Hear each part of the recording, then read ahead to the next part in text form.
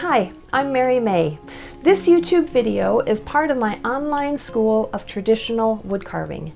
Now this lesson is meant to get you into the Christmas spirit, maybe a little bit early, but it'll give you enough time to actually carve a project before Christmas. Please feel free to click on the link on the screen and go and see what is available on my online school. You can sign up for free and watch 16 beginner lessons for free, and it'll cover sharpening tools, some basic carving projects. It'll just get you started. My online school currently has 260 different videos on it, and I add another video every week. Now, since it's Christmas, I am giving this video away for free. And this is going to be carving several snowflakes in the surface of this cutting board or paddle board. It's a lot of fun, so Merry Christmas and enjoy the lesson.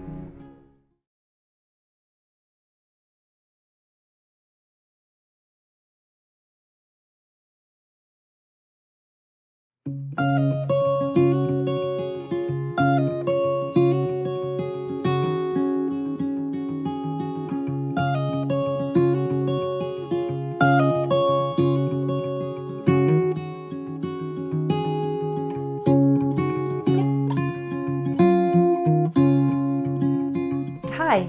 Well, Christmas is just around the corner and I'm trying to get a jump start on decorating and doing some carving lessons on just some kind of fun Christmas details.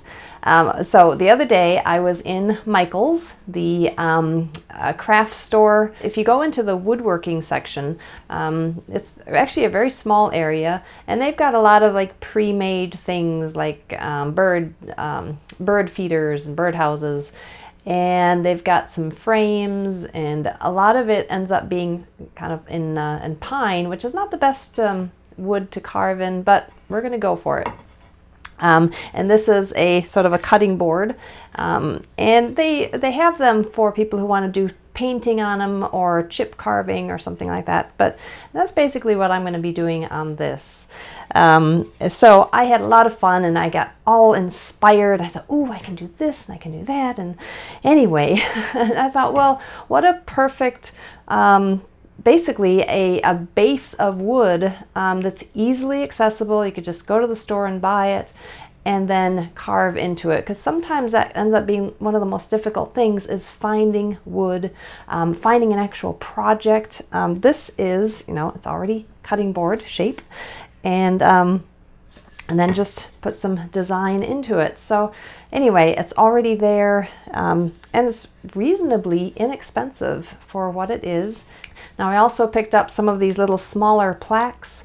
They can be different shaped ovals, squares, circles, and you can do that a snowflake on the design in this too, and you'll put them all over your house. And anyway, that's what we're going to be doing. I'm going to be carving snowflakes into the surface of this. I'm going to try and use only one tool, and that is a 4mm V-chisel. So we're going to try to keep this as simple as possible. And so I just traced the designs on with carbon paper, and I just sort of scattered them. They're not evenly spaced perfectly. There's actually more space there, and I saw that afterwards, but okay, they're snowflakes. They're not supposed to be perfect, right? All right, the one thing about it, if you want to design your own snowflakes, do you remember that way you sort of fold paper and fold it again and again and again, and then you cut out certain corners of it? I used to love that when I was a kid, making my own snowflakes. You can actually do that and then trace that over. But the one thing about the snowflakes is you do want the actual snowflake itself to be symmetrical. All right, you do want it to be real even, and that's what is going to really show that snowflake look. But what I was talking about, positioning of them, they're sort of scattered, you know, falling, snow falling.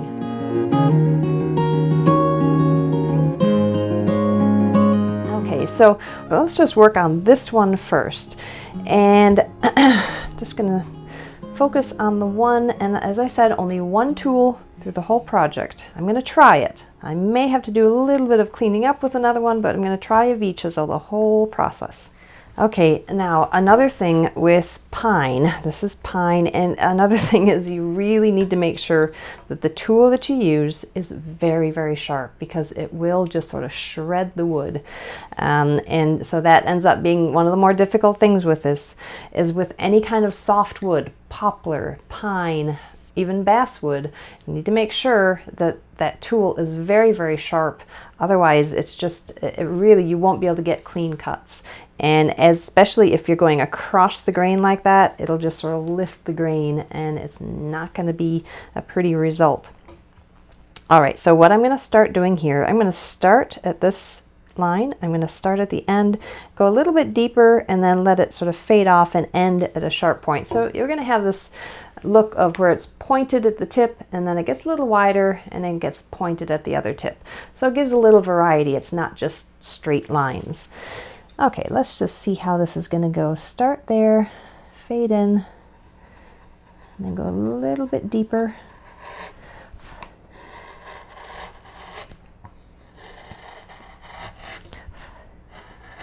And then let it fade off. Yeah, the one thing about pine is it's actually it's hard and soft and hard and soft, which when you're going a straight line like that, it causes you to go real fast through the soft part, and then it sort of causes you to put the brakes on when you hit the hard part of the wood. I don't do a lot of carving in pine for that reason. It can end up being a little challenging. A lot of times people think softwood is actually easier to carve, and that's not necessarily the case. Creates different types of challenges. Okay, I like the look of that. So I'm just going to do all the center ones, the very long ones that pretty much go all the way across. And I'm also trying to get rid of all of those lines that are drawn. Okay, so now I have to just sort of stop right there where it joins in. Now the only another challenge is going to be with this is when the lines cross, there's going to be that potential of the grain sort of splitting. So I just need to be a little careful as I meet a previous cut. So this one, I'm going to continue on like that.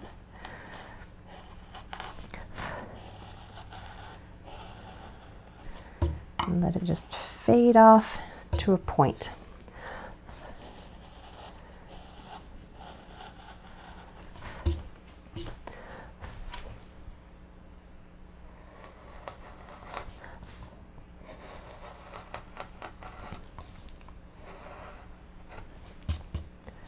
Okay, a little bit deeper. Can't really go much deeper than that because the tool that I have is really too small to get much deeper.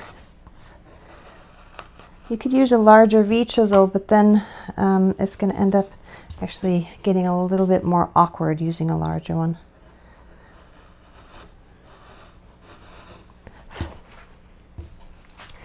Okay, this is where I'm switching hands because I want to be able to go in a different direction. Okay.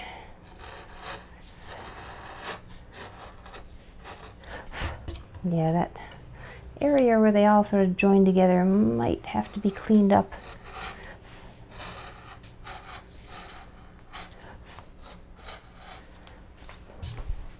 Okay, let's just start doing some of these smaller ones. I think what I'm going to do, these areas that come into the point, if I come from here and go in that direction, that's more likely going to break. So I'm going to start from the inside and go out, and that's going to prevent that breaking. But getting that start at the right position is going to be a little bit more difficult. All right, like that. But it is going to be preventing potential breakouts from that center.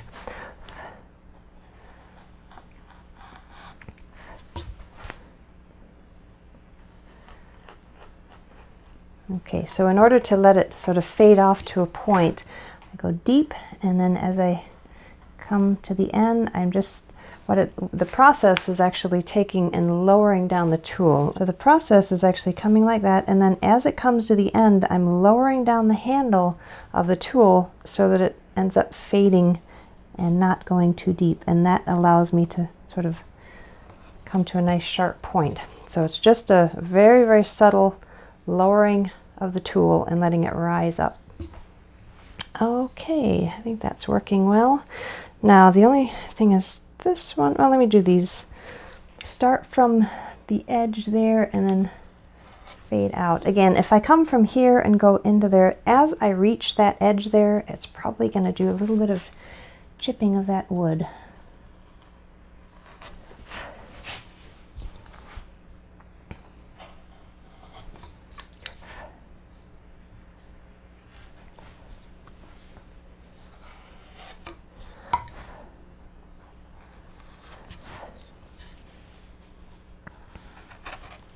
So you would think, oh, well, it's just making a bunch of V-cuts, right? Well, there are strategies.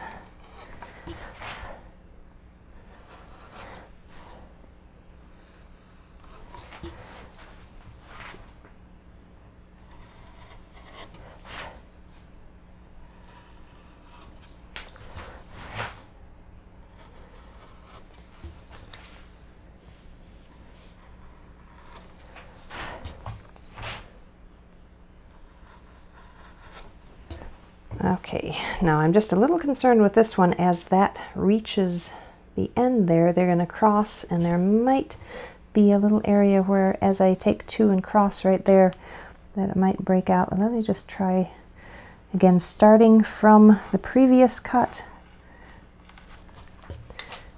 and then do the same thing here.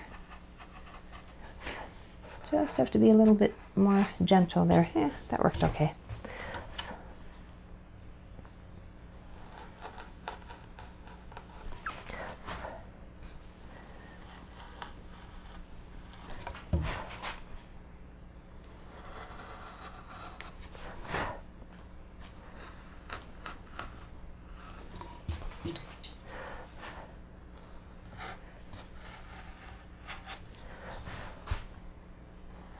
So I would suggest, as you're working through this, use your leather strop and really sharpen up this tool as you're working through it. I already feel, as I'm making these cuts, that it might actually be getting a little dull. So pine itself might have a little bit of silica in it, or something anyway, that is not real good for the tools. So after I finish this one, I think I'm just going to put it on the leather strop before I do the next one.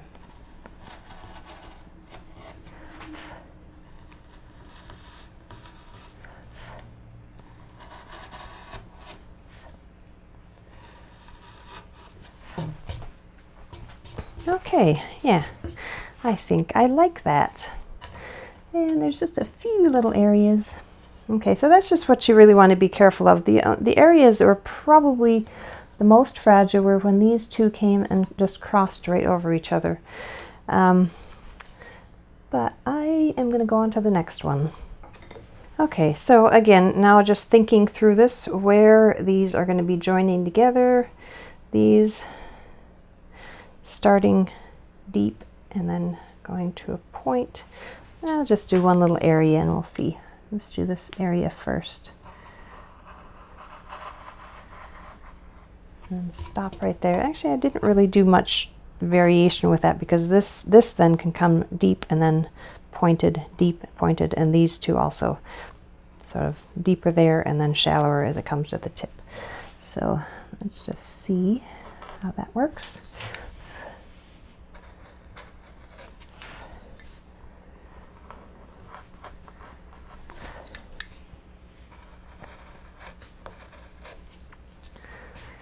Okay, now the question is with these, if I'm just going to have to do kind of an even cut.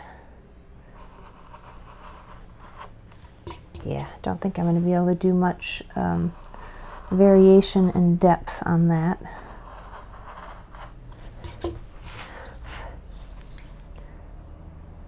Alright, so let's just do the same thing. So, and then stop right there. Now that's also where I need to make sure it's very easy to go past that. So as I get close to there, I can do sort of a little wiggle, wiggle the tool so it doesn't go past it. All right, and so same thing here. And then right when it gets close to there, just kind of walk it up. And now all of that will go when I make this next cut.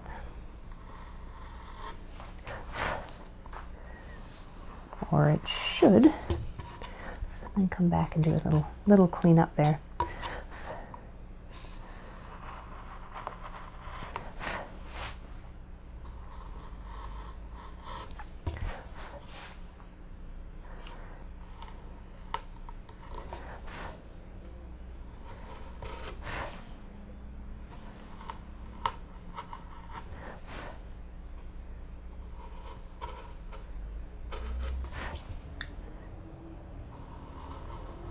Right there, just kind of, if I want to stop it, I just go as far as I can and then kind of walk it to finish it up cleanly.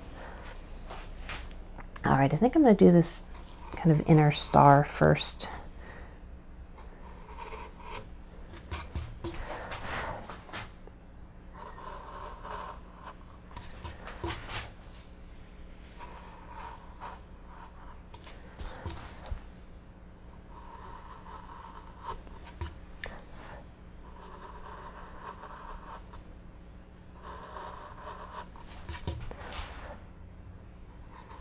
So each design, you kind of have to think through it about which lines are going to be best cut first. Sometimes it just clears the way for the next cut. Okay, and all of these are pretty much going to be the same. Now I need to be careful there. I don't want to let that go right off that edge because that corner right there is most likely going to break. So I'm going to come back in this direction.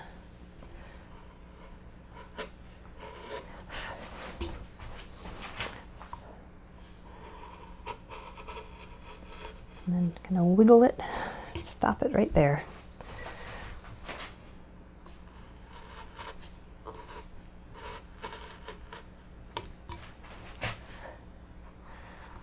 If you, the reason I'm doing that sort of wiggling thing is basically it's very easy for the V-chisel to slip, especially when you're using it in something like pine where you're having to press quite hard through certain parts of the wood.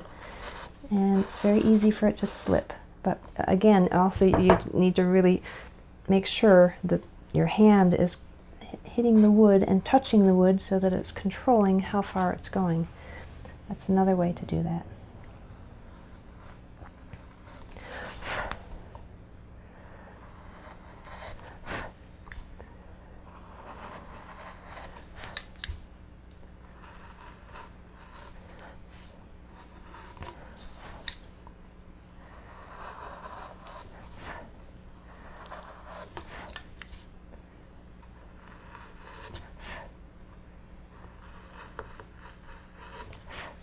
Okay, almost done with this.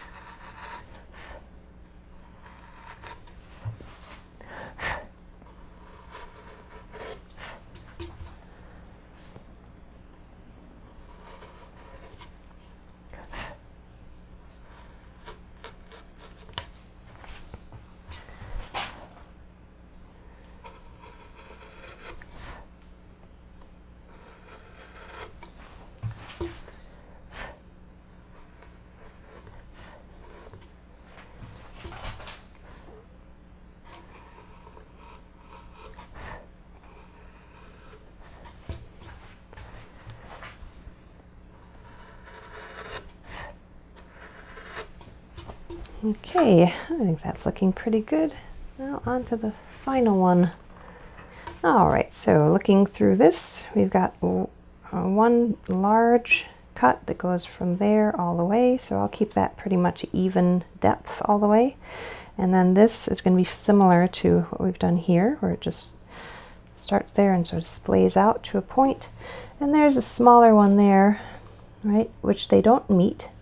And then there's this, which just runs in sort of an inside star. So in a way it's kind of a repeat of that, only these do not touch right there, but these do.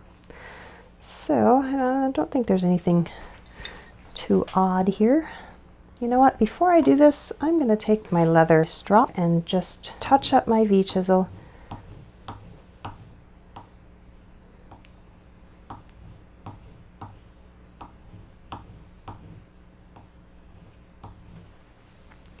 And then on the inside,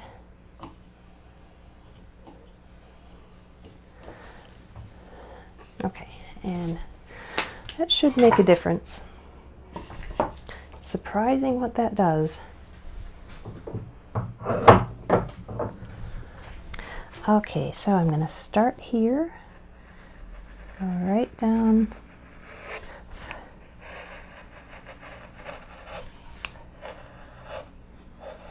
all the way to there, and then stop. All right, this is where I need to be careful as I cross that. I might have to start from the inside and go out, and I think I'm going to do that. Let me just go a little ways here. All right, from there to there, but then I'm going to stop, and I'm going to come back and connect that. So it's going right off the edge like that. Real potential for it to break. Okay, so right there, I just hit a sort of a hard spot in there. And you know, you may want to try using a mallet. You could come along and just, and then when you get to the point where you want to stop, just let it hit it a little bit lighter, and then you know exactly where you're going to stop. Let me see if I can do this whole thing with the mallet. Still have to think about which direction to go and what order to do things.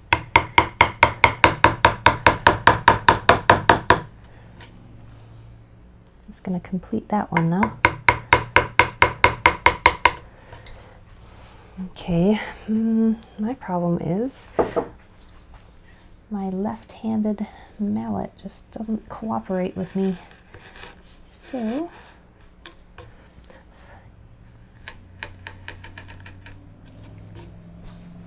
all right, and let's just, I'm going to come in here now from this point, come, and then come to a point.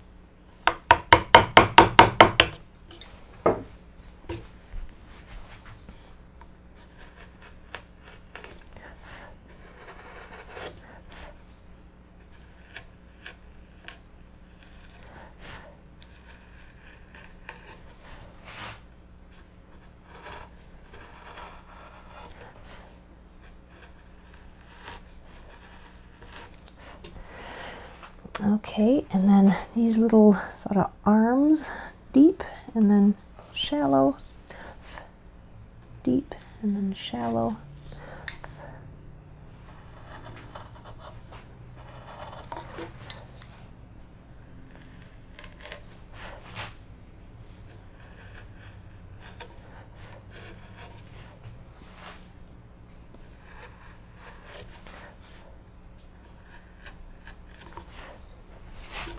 Yeah, that didn't work out very well. Sometimes when you go right along the grain like that, it's hard to sort of climb out of that hole. So I'm going to just take and kind of create a point there. So the end's a little bit nicer than that other one.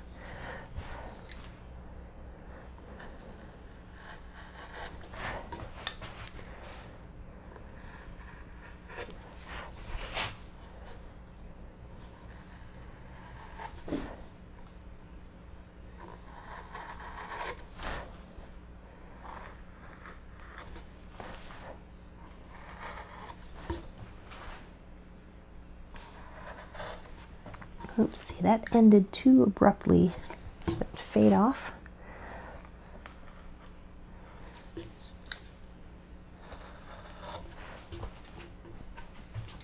right, then let's just continue this way. And this is where these two cuts join. Might end up being a little bit messy. Let's try to sort of go back and forth and try to get those nice and clean. First time through, it might need a little bit more help.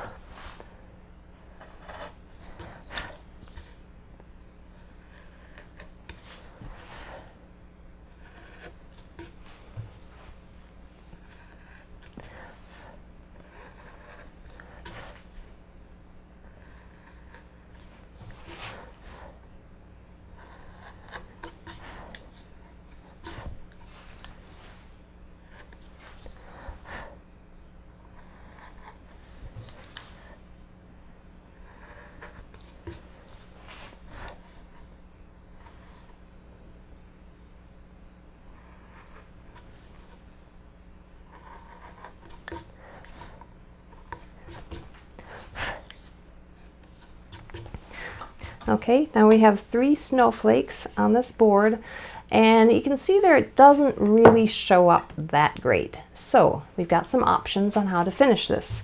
What I will do is I'm going to put several coats of shellac on this, and I'll be brushing it on so it really gets sealed nicely. Now the thing is too, when we're talking about softer woods like pine or basswood, you're going to be dealing with just the end grain soaking in if you're going to be staining it.